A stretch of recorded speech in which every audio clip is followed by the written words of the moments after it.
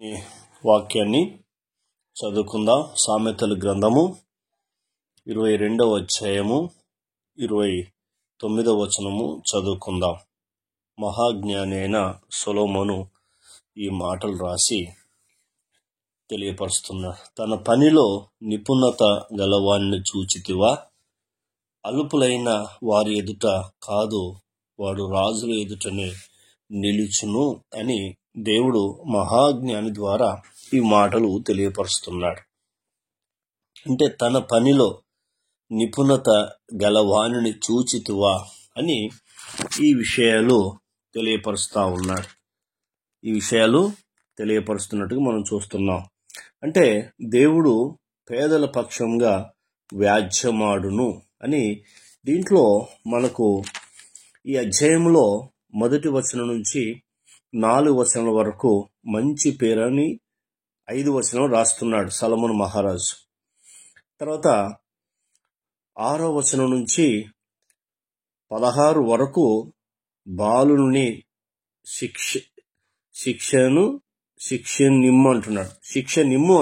అంటే శిక్ష ఇవ్వాలి వారికి. అంటే శిక్ష నిమ్ము అంటే ఏంటంటే శిక్షలో పెంచు అని అర్థం. శిక్షించడం కాదు, కానీ బాలునికి శిక్షణ నిమ్ము అంటే ఇమ్ము అంటున్నాడు. అంటే అర్థం ఏంటంటే అతనికి ట్రైనింగ్ ఇవ్వు దేవుని యొక్క వాక్యం విషయంలో. ఏంది?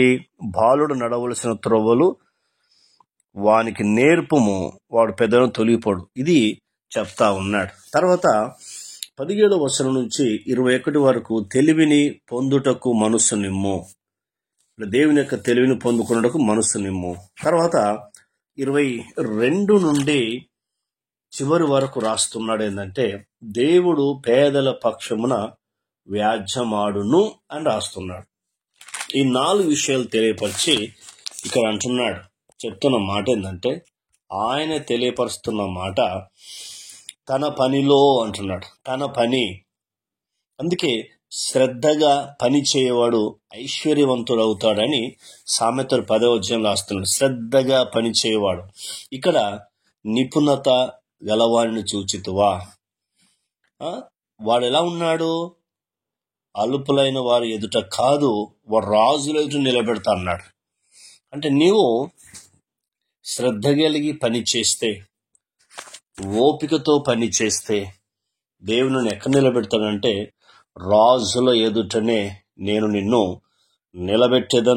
నిలబెట్టబోతున్నానని దేవుడు అద్భుతంగా వాగ్దానం చేస్తున్నాడు. మరి అందుకే ఇప్పుడు చూడు, సొలొమోను మహారాజు బాల్య దశలోనే దేవుడు అతనికి ఇశ్రాయేలు దేశాన్ని పరిపాలించే జ్ఞానాన్ని ఇచ్చాడు. కాబట్టి ఆయన ఎలా ఉన్నాడు అనేది మనకు కనబడతా ఉంది. కాబట్టి దేవుడు అతన్ని ఉన్నతమైన స్థితిలో నిలబెట్టాడు, ఉన్నతమైన శిఖరాల మీద నిలబెట్టాడు. అతని ముందు కానీ అతని తర్వాత వచ్చిన ఏ రాజుల్లో లేని జ్ఞానము దేవుడు అతనికి అనుగ్రహించాడు. అంత అద్భుతమైన దేవుడు. కాబట్టి అంత అద్భుతమైన దేవుణ్ణి కలిగిన మనం ఒకసారి మనల్ని మనం పరీక్షించుకుందాం, మనల్ని మనం ఆలోచించుకుందాం. ఈ మాటలు వింటున్న మీ ఆత్మీయ జీవితంలో అల్పులైన వారి ఎదుట కాదు, వాడు రాజుల ఎదుటనే నిలుచునంటున్నాడు. దేవుడు నిలబెట్టబోతున్నాడు. దేవుడు నిన్ను రాజుల ఎదుట నిలబెట్టబోతున్నాడు. కాబట్టి దేవుణ్ణి అడుగుదాం, తీర్మానం చేసుకుందాం. ఆయన సన్నిధి, ఆయన కృప మనకు తోడై ఉండునుగాక.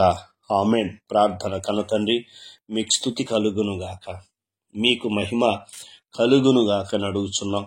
ఈ మాటలు వింటున్న మా ఆత్మీయ జీవితంలో తన పనిలో నిపుణత గలవాడిని చూచితివా?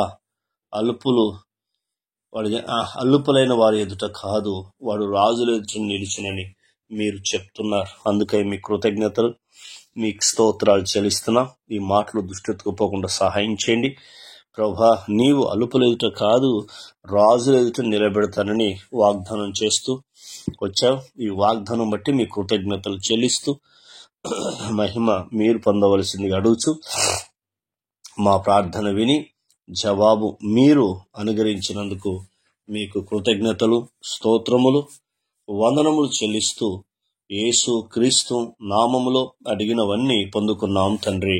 ఆమెన్. ఆయన కృప సదాకాలం తోడై ఉండి నడిపించునుగాక. Amen, amen, amen.